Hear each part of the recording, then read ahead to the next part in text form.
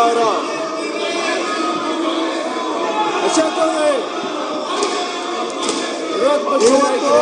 ಬಿಜೆಪಿಯವರು ದಲಿತ ವಿರೋಧಿ ನೀತಿಯನ್ನು ಈ ಸದನದಲ್ಲೂ ಕೂಡ ಸಾಬೀತು ಮಾಡ್ತಾ ಇದ್ದಾರೆ. ಒಬ್ಬ ಕರ್ನಾಟಕದ ಹೆಮ್ಮೆಯ ಪುತ್ರ ದೇಶದಲ್ಲಿ ಉನ್ನತ ಮಟ್ಟದಲ್ಲಿರುವ ರಾಜ್ಯಸಭೆಯ ವಿರೋಧ ಪಕ್ಷದ ನಾಯಕರಿಗೆ ಅವಮಾನ ಮಾಡಿ ಸಂವಿಧಾನಕ್ಕೆ ಅಪಚಾರ ಮಾಡಿದ್ರು ಕೂಡ ಈ ಬಿಜೆಪಿಯವರು ಅದನ್ನ ಖಂಡನೆ ಮಾಡೋದು ಬಿಟ್ಟು ಪರೋಕ್ಷವಾಗಿ ಇವತ್ತು ಸಮರ್ಥನೆ ಮಾಡುವ ರೀತಿಯಲ್ಲಿ ನಡ್ಕೊಳ್ತಾ ಇದ್ದಾರೆ ಅಂತ ಹೇಳಿದ್ರೆ ಇವರ ದಲಿತ ವಿರೋಧಿ ಮನಸ್ಥಿತಿಗೆ ಇದೇ ಸಾಕ್ಷಿ.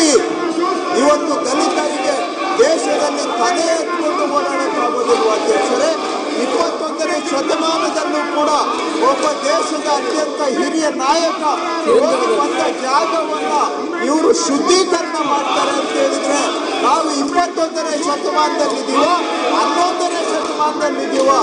ದೇಶ ಮುಂದಕ್ಕೆ ಹೋಗ್ತಾ ಇದೆಯಾ? ದೇಶವನ್ನ ಬಿಜೆಪಿಯವರು ಹಿಂದಕ್ಕೆ ತಗೊಂಡು ಹೋಗ್ತಾ ಇದ್ದಾರ? ಇದು ಎಲ್ಲವೂ ಕೂಡ ಬಿಜೆಪಿಯ ಸಂಸ್ಕೃತಿಯ ಪ್ರತಿಬಿಂಬ. ಇವರ ಕಾರ್ಯಕರ್ತರು ಮಾಡಿರೋದು ಅದನ್ನ ಇವತ್ತು ಕರ್ನಾಟಕದ ಬಿಜೆಪಿಯವರು ಸಮರ್ಥನೆ ಮಾಡ್ತಾ ಇದ್ದಾರೆ. ಧಿಕ್ಕಾರ, ಧಿಕ್ಕಾರ, ದಲಿತ ವಿರೋಧಿ, ಧಿಕ್ಕಾರ, ಧಿಕ್ಕಾರ, ಧಿಕ್ಕಾರ, ಧಿಕ್ಕಾರ, ಧಿಕ್ಕಾರ, ಧಿಕ್ಕಾರ, ಧಿಕ್ಕಾರ, ಧಿಕ್ಕಾರ, ಧಿಕ್ಕಾರ, ಧಿಕ್ಕಾರ, ಧಿಕ್ಕಾರ, ಈ ಸಭೆ ಧಿಕ್ಕಾರ, ಧಿಕ್ಕಾರ,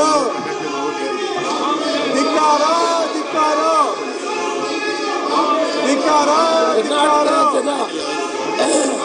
ಧಿಕ್ಕಾರ, ಧಿಕ್ಕಾರ, ಧಿಕ್ಕಾರ, ಧಿಕ್ಕಾರ, ನಾಯಕರ ನಡವಳಿಕೆ ಧಿಕ್ಕಾರ, ಧಿಕ್ಕಾರ, ಧಿಕ್ಕಾರ, ಧಿಕ್ಕಾರ, ಧಿಕ್ಕಾರ,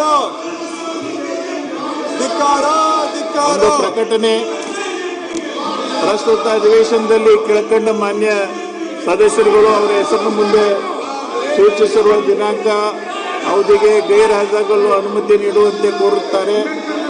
ಶ್ರೀ GN ಗಣೇಶ್, ಅಭಯ್ ಪಾಟೀಲ್, ಶರಣಗೌಡ ಕಂದಕೂರ್, CC ಪಾಟೀಲ್. ಇದು 14. GN ಗಣೇಶ್ 14-8, ಅಭಯ್ ಪಾಟೀಲ್ 17-8, ಶರಣಗೌಡ ಕಂದಕೂರ್ 17-8, CC ಪಾಟೀಲ್ 17-8, ಬಸವರಾಜ್ ನೀಲಪ್ಪ ಶಿವಣ್ಣ 17-8, ಬರಮಗೌಡ ರಾಜು ಕಾಗೆ ದಿನಾಂಕ 13/8/2026ರಿಂದ 27/8/2026ವರೆಗೆ.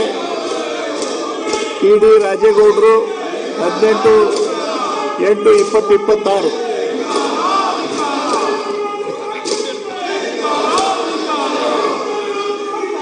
ಇನ್ನೊಂದು ಪ್ರಕಟಣೆ ದಿನಾಂಕ 18/8/2026ರಂದು ನಡೆದ ಕಾರ್ಯಕಲಾಪ ಸಲಹಾ ಸಮಿತಿ ಸಭೆ ಕೆಳಕಂಡ ತೀರ್ಮಾನಿಸಲಾಗಿದೆ.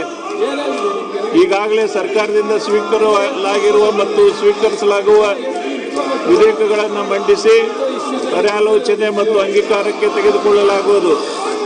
ಪ್ರತಿದಿನ ಬೆಳಿಗ್ಗೆ 11 ಗಂಟೆಗೆ ಸದನ ಸಮಾವೇಶಗೊಳ್ಳಲಿದೆ.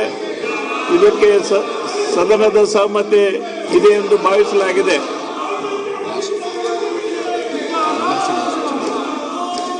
ಇವತ್ತು